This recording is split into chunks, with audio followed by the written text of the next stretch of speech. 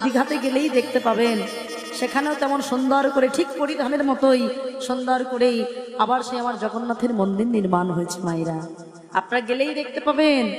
ওই যে কথাই বলে আমরা যদি মনে করি যে একমাত্র সেখানে গেলেই বোধহয় জগন্নাথ মিলে, বিশ্বাসে বিলাই বস্তু তর্কে বহুদূর। আমি ঘরে বসে ডাকলেও পাবো বাবা, আর যদি জগন্নাথ সেখানে না গিয়ে আমি যদি দীঘার ওই যে জগন্নাথের বাবা সুন্দর মূর্তি করা হয়েছে, মন্দির নির্মাণ হয়েছে, ওখানে গিয়েও যদি ডাকি আমার কি জগন্নাথ দেখা দেবে না ভাবছেন?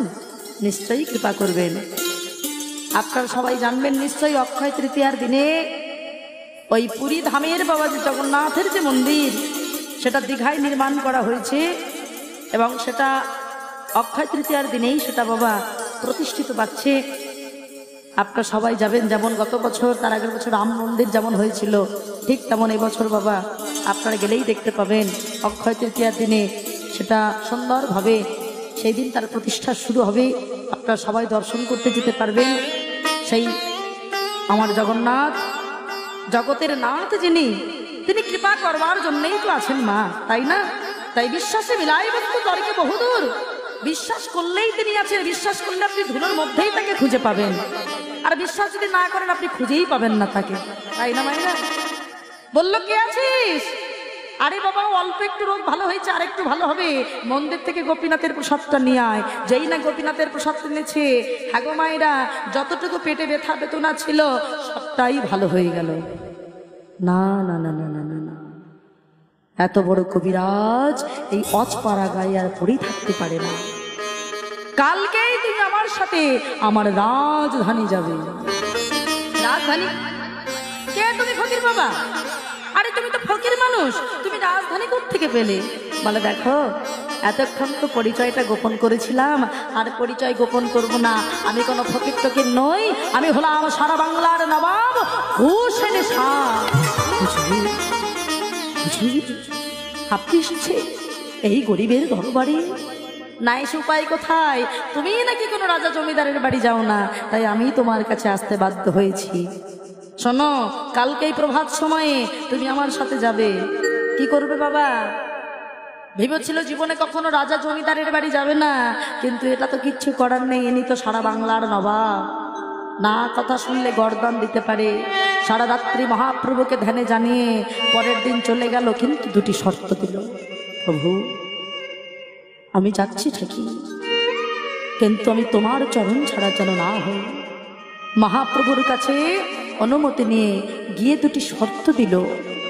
হুজুর আমি আপনার ওই আড়ম্বরপূর্ণ রাজপ্রাসাদে কখনোই থাকবো না, আমার জন্য একটা মাটির কুঠিরি করে দিতে হবে। দেখুন বাবা, হ্যাঁ গো মায়েরা, আমরা কেউ কখনো ভক্তই নই বাবা, কারণ আমরা আড়ম্বর চাই। আমাদের এসি বাড়ি দরকার, এসি গাড়ি দরকার, শুধু পাকা বাড়ি হলে হবে না, পাথর মোজাইক করা দরকার। কিন্তু যে প্রকৃত ভক্ত সে কখনো আড়ম্বর চায় না বাবা। কেন বলেন তো? কারণ ভক্ত জানে আমি যদি এসি ঘরে ঢুকে যদি নরম গদিতে নরম বিছানায় যদি ঘুমাই, কখন যে ভোর 4টে হবে আমি নিজেই জানতে পারবো না। আমার হয়তো ঘুম ভাঙতে সকাল 10টা বেজে যাবে। কি মায়েরা, তখন কি আর আরাধনা হবে? তাই যারা প্রকৃত ভক্ত ভগবানকে নিষ্ঠাবান ভাবে ডাকে তারা কখনো আড়ম্বর চায় না। তাই বললেন আমাকে মাটিরই কুঠিরি করে দিতে হবে। ওই মাটির কুঠিরেই থাকলেন। একদিন নবাব জানতে পারলেন যে শুধু নাকি চিকিৎসাই ভালো করে না, মুকুন্দ সরকার নাকি ভালো ভজনও গায়। সেই ভজন শোনার জন্য ওই মুসলমান নবাব ওই মাটির কুঠিরের দরজার সামনে গিয়ে দাঁড়িয়েছে। মায়েরা, রাজা হলে যেটা হয়, প্রহরী তো ছাদে থাকবেই। দুজন প্রহরী নবাবকে হাওয়া দিচ্ছে। কি দিয়ে মনে রাখবেন? অন্যান্য দেবদেবীর চূড়ায় জানাই, আমার গোবিন্দের চূড়ায় তা আছে কি বলেন তো বাবা? হ্যাঁ, ময়ূরের পুচ্ছ। ওই ময়ূরের পালক দ্বারা নির্মিত যে পাখা, ওই পাখা দিয়ে সুন্দর করে হাওয়া করছে। আর কত সুন্দরভাবে দাঁড়িয়ে দাঁড়িয়ে দেখছে ঘরের ভিতরে গোপীনাথকে কোলে নিয়ে কত সুন্দর ভগবানের রূপের বর্ণনা গাইছে। মায়েরা, ভগবানের রূপ এই নয়নে দেখা সম্ভব নয়, কিন্তু এই জায়গাটায় আস্বাদন করা সম্ভব। হ্যাঁ, কত সুন্দর করে বর্ণনা করছেন। আমার কানুষি বিনোদুরায়, আমার কানুষি বিনোদুরায়।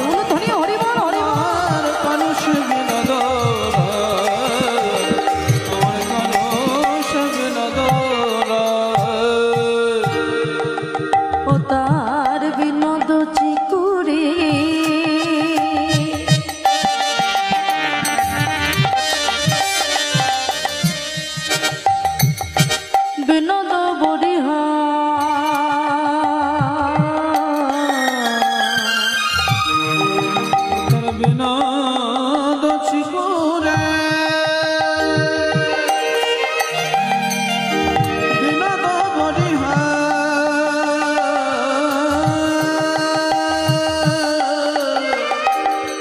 আহাই উড়েছি বিনোদ রায় আমার কানুষ বিনোদ রায় উলধ্বনি হরিবল হরিবল কানুষ বিনোদ আমার কানুষ বিনোদ কবিরাজ ও কবিরাজ ও মাইরা যতই ডাকুক না কেন তখনও তো গোবিন্দের ধ্যানে মগ্ন যতই ডাকুক না কেন তবু সাড়া দিচ্ছে না তখনও গাইছে বিনোদ কপালে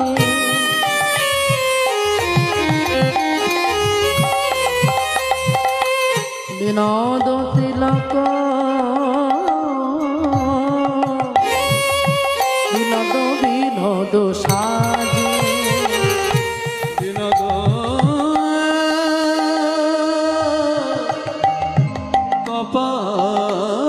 কপালে বিনোদ তিলক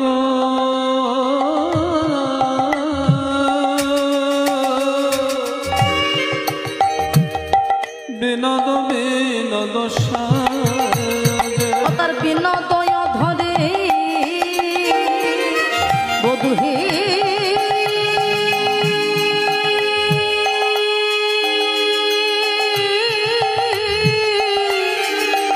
কানে মধু হে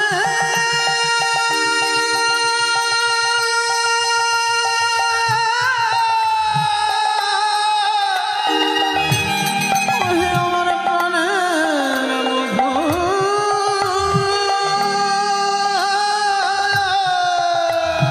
তার বিনোদয় ধরে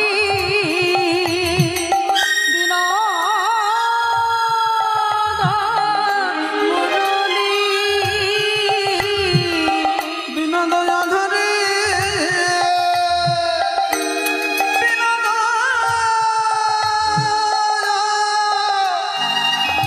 মণ্ডলী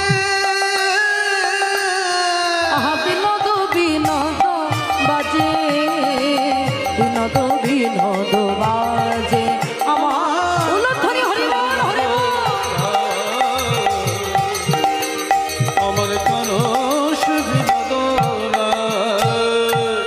কবিরা ও কবিরা আমি কখন থেকে তোমাকে ডাকছি কিছুতেই তুমি সাড়া দিচ্ছ না ও মায়েরা একজন নবাব বলে কথা তার কথা অমান্য করলে যেটা হয় অনেকক্ষণ থেকে ডাকছে সাড়া যখন দিচ্ছে না সঙ্গে সঙ্গে যেই না চিৎকার করেছে এতক্ষণ গোবিন্দের ধ্যানে মগ্ন ছিল আর যেই না পিছনে ফিরে তাকিয়েছে হঠাৎ দেখতে পেল ওই যে হাওয়া করছিল ময়ূরের পুচ্ছ তালুক দেখলো যতগুলি ময়ূরের পুচ্ছ যতগুলি কৃষ্ণ মদন আর থাকতে পারলো না আছাড় খেয়ে বলল এই কৃষ্ণ করুণা সিন্ধু দীনবন্ধ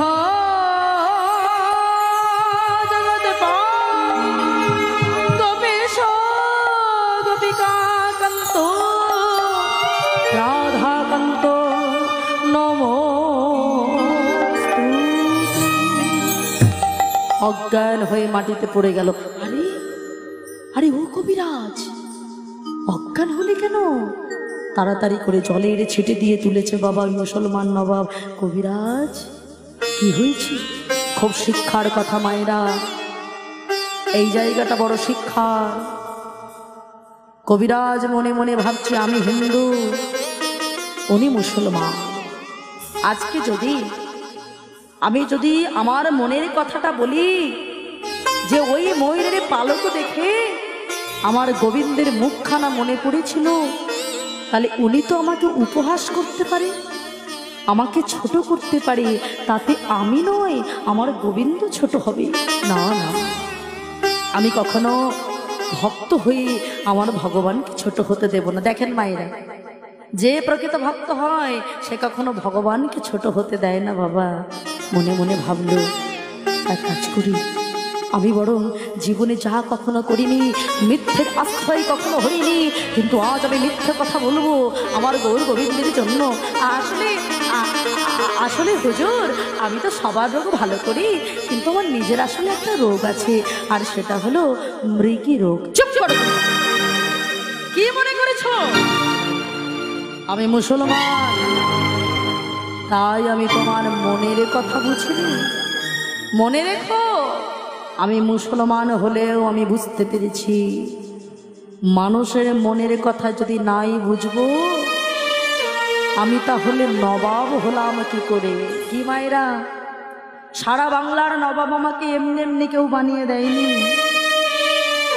দেখেছেন, তোমরা যাকে কৃষ্ণ বলো, আমরা তাকে আল্লাহ বলি, ডাকি আমরা একজনকে, শুধু নামের একটু ভেদাভেদ তো।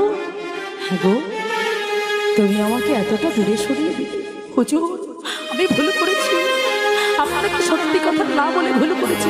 না, ভুল তুমি করনি। তোমার মতো নিষ্ঠাবান ভক্তকে আমি আমার কেনা গোলাম বানিয়েছিলাম, তাই আমি তোমায় বলছি তুমি বাড়ি ফিরে যাও। আর শোনো, তুমি বাড়ি ফিরে যাও, আর তুমি যেহেতু সবাইকে বিনা পয়সায় চিকিৎসা করো, তাই শ্রীখণ্ড গ্রামটা আমি তোমার নামে লিখে দিলাম। দেখুন মায়েরা, আমরা সারা জীবন চেয়ে গেলাম বাবা, সারা জীবন চেয়ে আমরা ভগবানের কাছে কিছুই পেলাম না, আর যে জীবনে চাইলো না সেই কিনা একটা গ্রামে রাজা হয়ে গেল। তুমি বাড়ি ফিরে যাও, তবে দেখো যদি কখনো আমার আবার কোনো অসুখ করে, তুমি আমায় কিন্তু দেখতে এসো। চলে গেল। মায়েরা, সুখ আর দুঃখ হলো দুই ভাই। কি বলেন? সারা জীবন সুখে থাকবো এটা ভাবলে হবে না। আজ সুখে আছি, কাল যে সুখে থাকবো তার কি কোনো গ্যারান্টি আছে বাবা? সুখ আর দুঃখ হলো দুই ভাই। আমার জীবনে দুঃখটা কি জিনিস আমি তো কখনোই জানতাম না মা, কিন্তু যেদিন মাকে হারালাম, এই গত বছরই সেদিন থেকে যেন মনে হলো জীবনটা আর কখনোই মনে হয় সুখের হবে না। জীবনটা হয়তো এইভাবেই সারা জীবনের মতো অতিবাহিত হতে হবে। তাই সুখ আর দুঃখ দুই ভাই বাবা। আজ যদি সুখ থাকে, কাল আমাদেরকে দুঃখ ভোগ করতেই হয়। মুকুন্দ সরকার সবার রোগ ভালো করেছে, কিন্তু নিজ স্ত্রী অনন্ত দেবী রোগ ভালো করতে পারছে না। বাহ, এটাই তো আমাদের জীবন। কথায় বলে এই জন্য আমাদের ভালো কর্ম করতে হয় বাবা। কথায় বলে যেমন কর্ম তেমন ফল।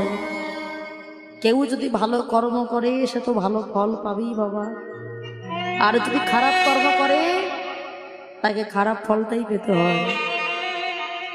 আমরা যখন প্রত্যেকটা মানুষ জন্ম নেই মায়েরা, আমরা কেউ কিন্তু অপরাধী হয়ে জন্ম নিই না বাবা। আমরা যখন সবাই মাতৃগর্ভে জন্ম নিই, আমাদের অনেক সুকৃতি থাকে মা, কিন্তু সমস্ত সুকৃতি থাকা সত্ত্বেও আমাদের সমস্ত সুকৃতি নষ্ট হয়ে যায়। কেন বলেন তো? আমাদের অপকর্মের কারণে, পাপের কারণে।